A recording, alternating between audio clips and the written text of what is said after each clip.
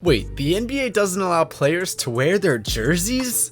Let's take a look at today's video where we count down 8 things that are banned in the NBA. Here we go! At number 8, the Athletic Propulsion Labs Concept 1. We all know about the infamous APL shoes. Athletic Propulsion Lab was a newcomer into the shoe marketplace when it introduced its jumping shoes. While the Air Jordan 1 was simply outlawed to components relating to, quote, flair, APL saw its shoes outlawed from the association due to an unfair competitive advantage the shoes gave to its wearers, obviously because they made you jump higher.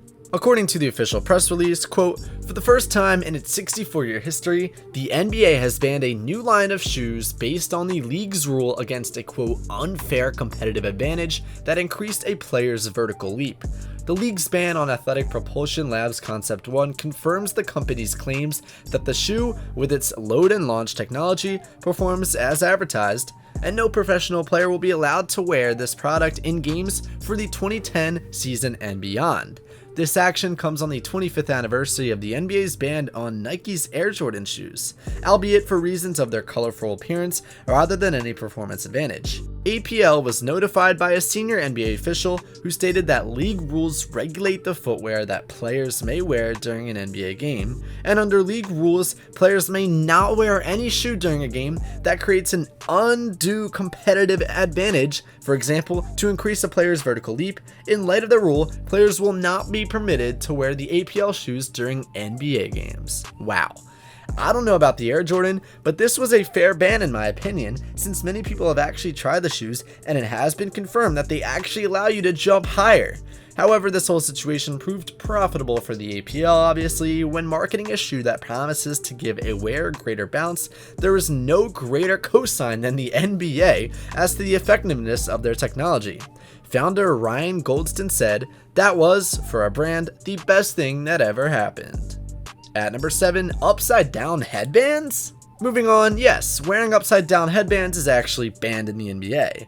Given the nature of the uniforms, contemporary players try to use any piece of equipment that is allowed to differentiate themselves from teammates.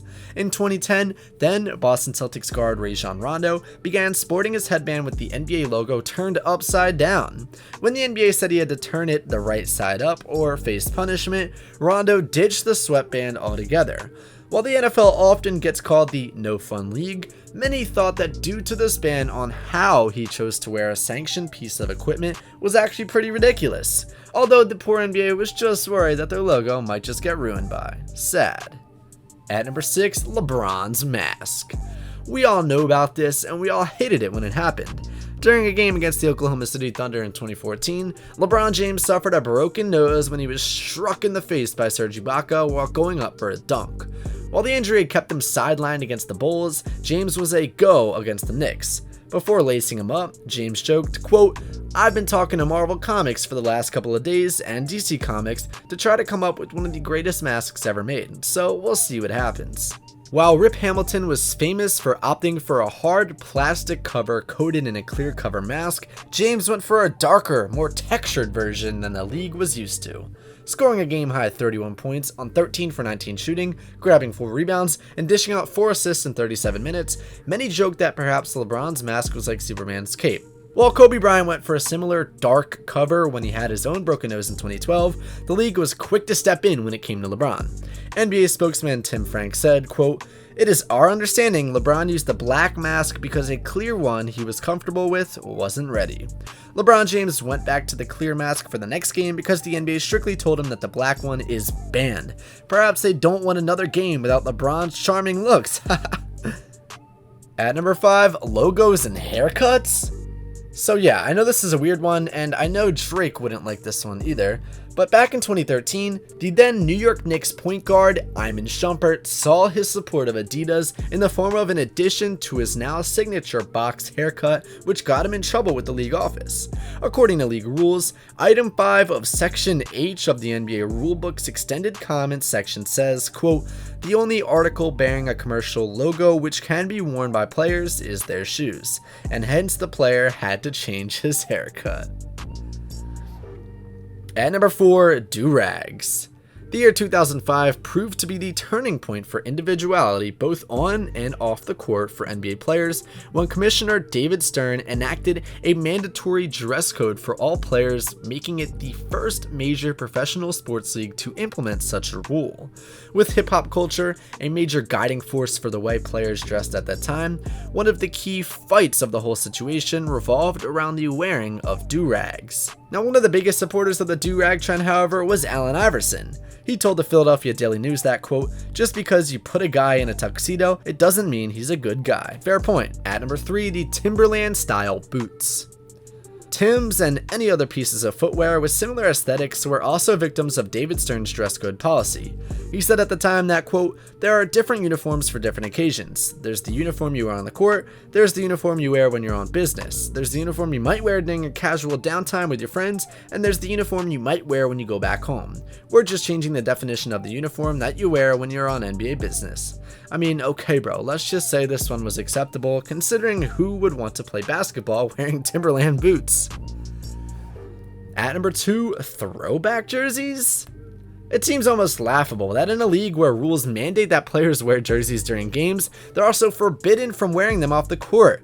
At the height of the throwback jersey phenomenon of the late 90s and early 2000s, NBA players paid homage to past greats in a multitude of sports by donning their Mitchell and Ness jerseys, which actually was a nice tradition in my opinion. But as part of the business casual mandate from the great Commissioner David Stern, he axed any subtle tribute to past greats in sports by banning them. And at number 1, chains and pendants. During this all-stupid dress code situation in 2005, then Indiana Pacers swingman Steven Jackson was one of the most outspoken players when it came to the implementation of the dress code. He called the ban of chains worn over clothing a racist statement from the league, and my man wore every long, diamond-studded chain in his collection on October 19, 2005 in protest. In speaking with ESPN, Jackson commented, quote, "I think it's a racist statement because a lot of the guys who are wearing chains are my age and are black. I wore all my jewelry today to let it be known that I'm upset with it. I'll wear a suit every day. I think we do need to look more professional because it's a business. A lot of guys have gotten sloppy with the way they dress, but it's one thing to enforce a dress code and it's another thing if you're attacking cultures, and that's what I think they're doing."